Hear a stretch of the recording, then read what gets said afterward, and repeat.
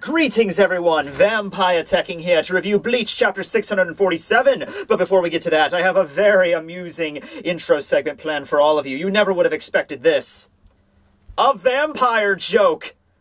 Yeah, I know, I'm excited too when I came up with the idea. Alright. What do you call a vampire whose car breaks down 3 miles from a blood bank? That's right! What's that sound? Oh my god, no. Oh shit, no. I gotta get out of here. It's gonna freaking kill me. Oh wait, I know, I'm a vampire. I'll just turn into Ow! Why do you people comment these things? I read the chapter too. I think you broke my leg.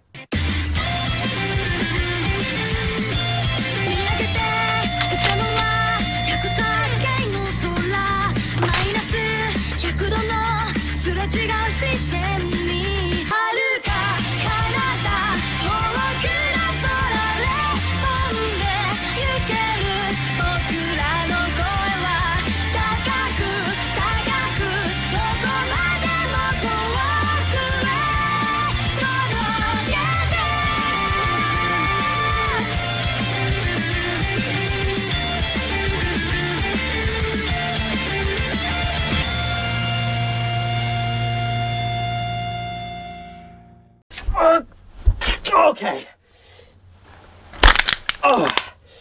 Just because I have magic powers and can heal any wound doesn't mean I can't feel pain. 'Cause I can. Alright. Well, anyway, this will be Bleach Chapter 647 review, titled The Theater Suicide. Ooh, creepy. Is this the chapter Rose comes back? Yeah, I don't think this is the chapter Rose comes back.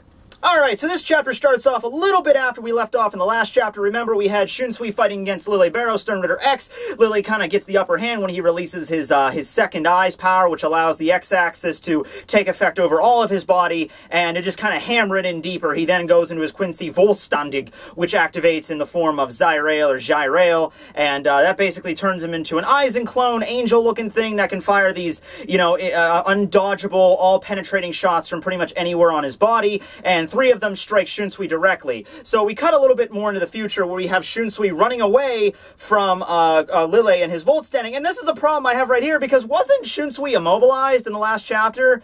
That he even brought that up, of how immediately after Lily released, he couldn't move. And now, this isn't even brought up in this chapter at all. And that's the first thing I'm just kind of disappointed by, that, he had some kind of immobilization ability. Did he just freeze him in place? Did he control him with Reishi? Like, what was that? But no, here we have Shunsui just jumping on the buildings completely. I mean, he's not unharmed, but he's not rendered immobile at all. Certainly not by the power we saw last chapters. I don't know what the hell was up with that. But yeah, like I mentioned last chapter, the shots that Lily took were kind of more warning shots than anything. One of them missed his head completely and just hit his hat. Another one kind of grazed his shoulder, and another one kind of hit around here his side. So the 2 shots do still look like he's bleeding out pretty profusely, and he has to keep running around evading Lily, so he's pretty winded. Damn, he's gonna find me pretty soon. Wonder what Nana would tell me to do. Yeah, how about you try jumping into one of the many buildings that are around you, idiot? Okay, well, I wonder what Lisa would tell me to do. Yeah, do what she said. Jump through the fucking windows, you idiot. Why do I always attract all the freaking tsunderes? So it doesn't take Lily very long to find out where Shunsui's been hiding out, and he releases 2 more shots. I guess Lily knew that Shunsui was hiding behind the building and he was on the other side, and he took the shots out directly at him, but the shots still missed him, so, I don't know how this really works. But anyway, Shunsui jumps off the building and lands in an adjacent building's window, and he jumps in there to kind of evade the attack. Oh man, it's a good thing these giant buildings are everywhere. Can't believe this is the first time someone actually thought about hiding in them. Anyway, I should probably figure out a way out of here and maybe catch him off guard. Oh. Hey, what's going on? Oh, nothing much. I think I'm fighting one of your friends right now. Oh, really? Huh, small world. So, what, is it the guy with the gladiator armor or the giant hand? Oh no, it's the black guy with the tricorn hat. Wait, what the fuck? You have a giant hand under your employee? Oh yeah. I know what it sounds like. It does get pretty weird, but after a while, you sort of just kind of get used to it. Oh, okay. Well, any tips for me? Well, if you're fighting Lily, just make sure he doesn't open his second eye and release into his Volt standing, and you should be pretty good. Yeah, he totally just did that. Oh, wow, you are so totally fucked then, man. You should probably head out that door before he finds you. Oh, well, thanks for your assistance anyway. Yeah, no problem. Hey, if by some miracle you survive this, we should have some coffee sometime. Actually, I'm more of a sake person myself, but...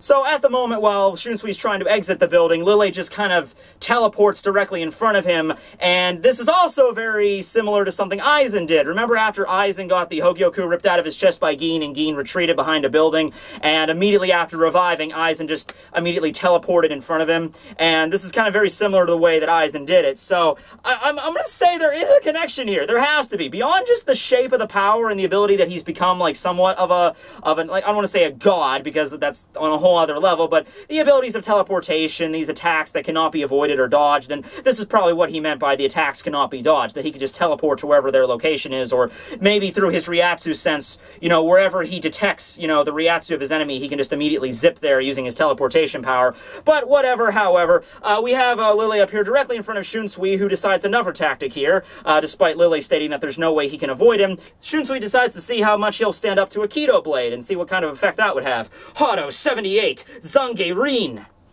And it is a great honor here on my review show to announce that Shunsui Kyoraku is the first person to actually use Kido against the Quincy's in this arc that has been going on for over 160 chapters. Woo! Shunsui, we love you! Yeah! And before you start going back through all the other chapters to prove me wrong, Kido was only used against the Quincy's on like 3 other occasions. When Nanao used her barrier, not an offensive Kido, just a protection Kido. When Yumichika used that like flying debris technique, but that was more for a distraction, not actually trying to hit Bambietta or Giselle. And I guess you could kind of include Soifon's, you know, Eternal Shunko when she used it against BG9, but that's not really straight up Kido. That's Kido mixed with Hakuda to create something completely different. So I'm going to call it that Shunsui's the first person to try an offensive Kido against a Quincy just dead on.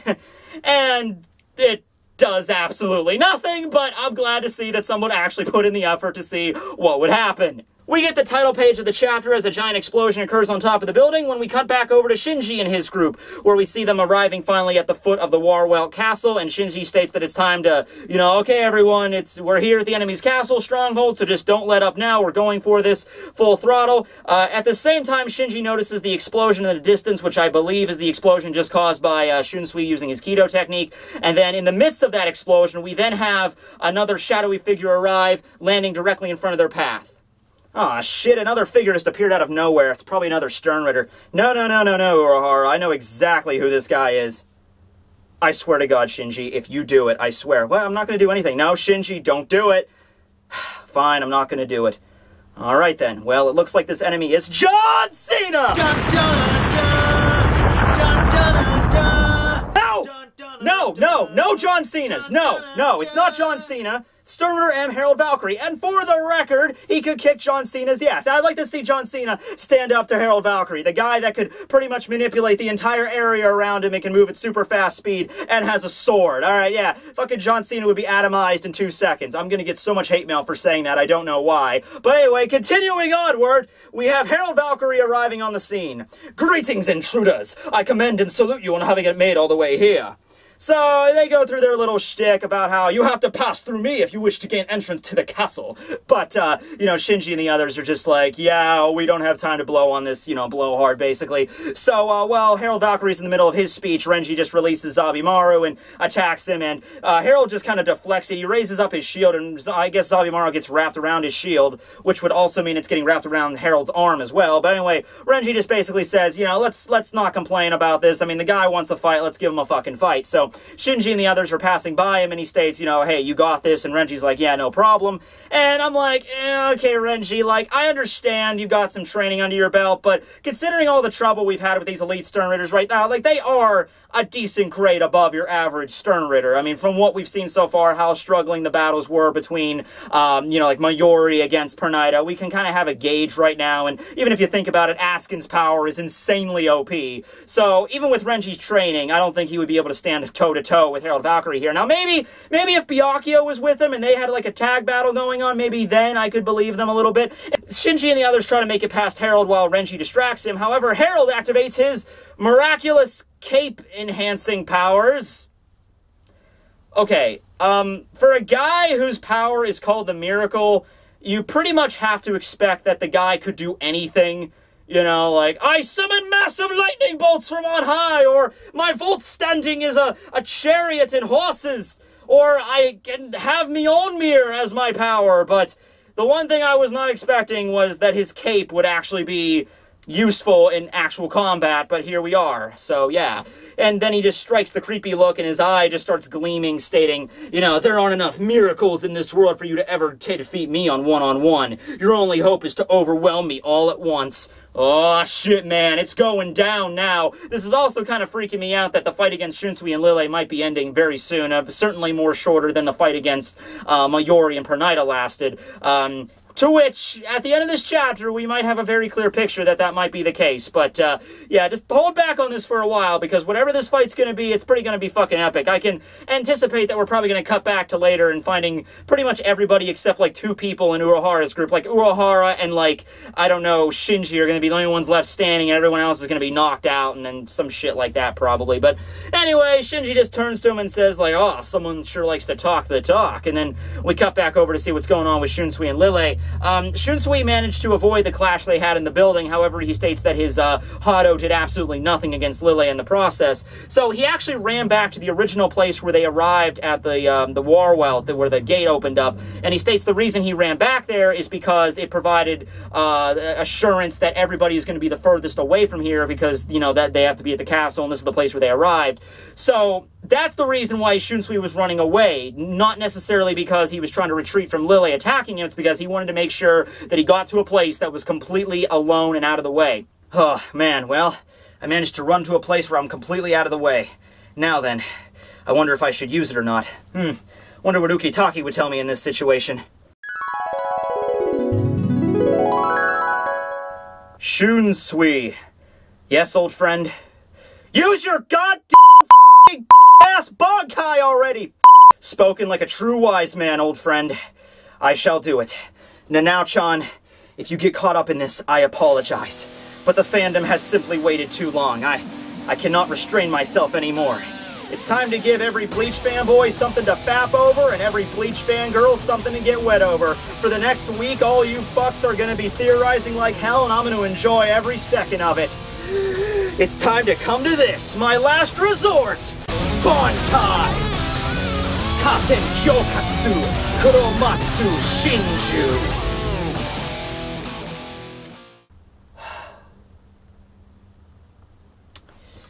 And now, ladies and gentlemen, I know I'm not the only one that anticipated this was going to happen. It was pretty much set in stone that this was going to happen in this fight. But, another the case, this is one of the shining moments in Bleach history that we've waited for I can't even remember since when. Since ever we found out Shunsui was a badass, and that was a long-ass time ago. So, I feel it being appropriate to pull off the most epic Call That Shit dance we've ever done on this channel. But not just any Call That Shit dance, ladies and gentlemen. Oh, that's right. It's October. Which means we're doing an epic vampire Call That Shit dance. Let's do this shit.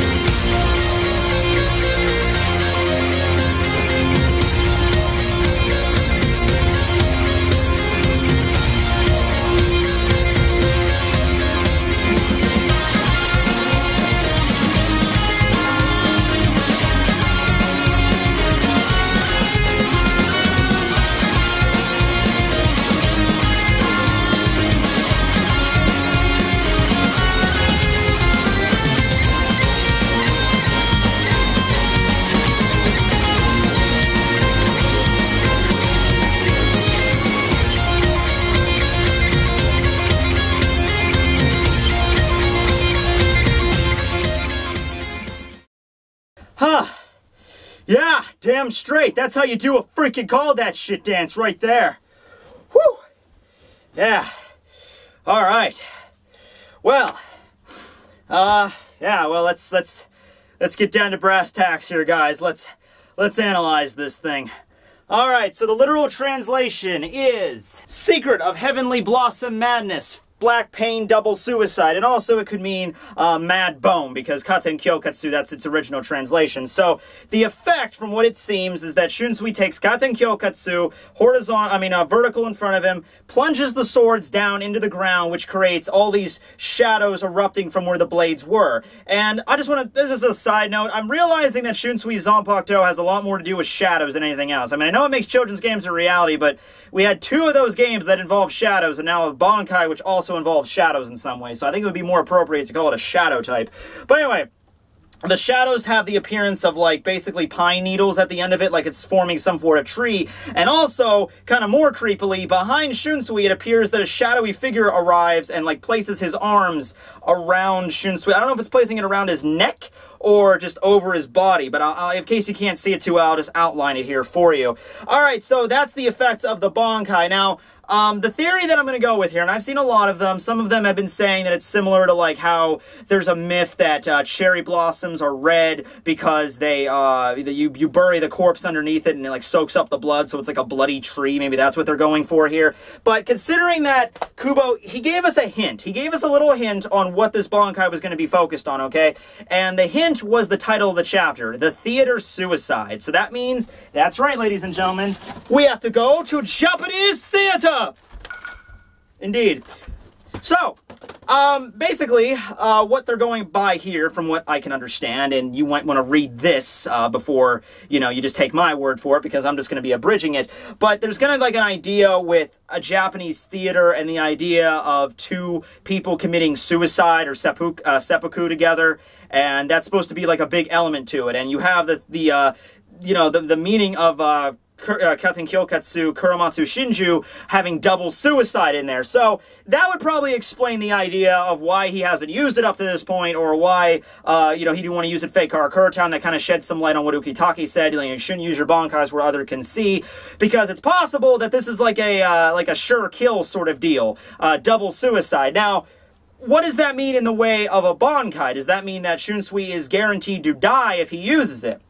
Well, the prevailing idea is, well, not prevailing, but there was an idea that said, well, if this is the case where he would have to die to use his Bankai, that means he could never use his Bankai before this. Like, this would have to be the first time. And I take umbrage with that theory simply because that it might be possible to learn about a Bankai's effects before you use it. I mean, if you have a good enough dialogue with your Zanpakuto, wouldn't it have been possible that Katen Kyokatsu told Shunsui, hey, this is what my Bankai does, if you use it, you could kill yourself. Kind of the same thing when Ichigo learned about what the final Getsuga Tensho is. Before he actually used the technique, Zangetsu warned him about what it could do. Like, if you use this, you're going to lose your powers. So maybe it's something similar to that, where Katen Kyokatsu told Shunsui, like, only use this as a literal last resort because you will die in the process. Or it might not be that Shunsui has to be the one to kill himself. A lot of people have been saying, hey, Nanao's on her way back, and they brought that, even Shunsui brought that up in this chapter. She might get roped into this and end up dying. But whatever the effect of this Bankai is, it's going to finish off Lily. I think that much is certain. However, in the process, it's pretty much implying that either Shunsui or Nanao is going to die. There's going to be more than one death. One of them is going to be Lily for certain, but there's going to be one more death coming up here.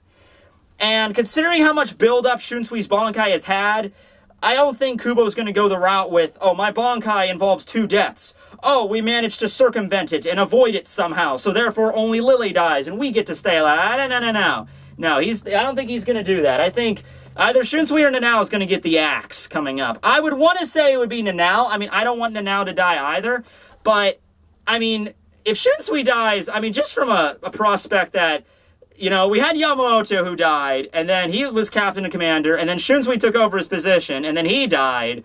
Like, who else are we going to get? I mean, we have to go through freaking 3 Captain Commanders in one story. That would just bug me. I mean, who else? Seriously, who else would be fit to be Captain Commander at that point? Okay, well, Soy Phone is a bitch, and also I guess she's in charge of the Stealth Corps, so I guess that's a reason. Rose is dead, Unohan is dead, Shinji's too lazy, I don't think he would be able to do it. Koma's a dog, 8th Division is completely unmanned at the moment. Kensei's probably dead, Toshiro's too young, Kenpachi's too psychotic, Mayori's too crazy, and then you have Uketake, who's either dead or unconscious or Jesus. Pick one of the 3. So I guess the only logical conclusion is the new Captain Commander would be Byakuya. I'm okay with that. Does anyone else have a problem with that? Okay, we elect Byakuya as the new Captain Commander. All right, you're good to die. You're good to die, Shunsui. But yeah. So. Mostly just go ahead with your theories. I might make I'm coming up on break here in this week, so I might have time to do an analysis video on this a little bit further after I get your guys' theories on this. But hey, speak your mind. What's going on? Do you think Shunsui's gonna die? Nanao's gonna die? Is Bankai what is actually going to do? What's the deal with the black pine needles? You know, stuff like that. Creepy, shadowy Sadoko figure behind Shunsui. Let me know. But until then, guys, this will be Tekking. Signing. Vampire Tekking, sorry. Yes. Vampire Tekking. Signing out.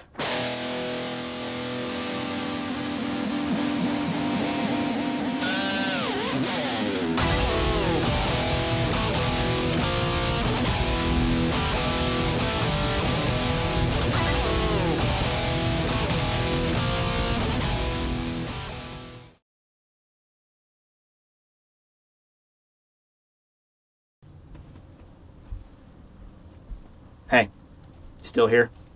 Good. All right. I'm kind of embarrassed to say this, but I seriously want an answer to this question, okay? So that joke at the beginning of the review I did, what do you call a vampire whose car breaks down 3 miles from a blood bank? Okay, that, as probably everyone has already commented, that's from an episode of SpongeBob way back in the day. The answer SpongeBob gave to that that joke was a cab. For like 12 fucking years, I have never understood that joke. So, I don't get it. Like, a vampire, okay, what do you call a vampire whose car breaks down 3 miles from a blood bank? A cab. I don't get it. What's the cab? I don't get it. What does a cab have to do with vampires or blood? I don't get it. So could someone please shed some light on that? That would be nice. Okay. I'm gonna go now. Do some vampire type things. Go drink the blood of some innocent virgin girls. Or something. I'm a very meek vampire. Okay. Later.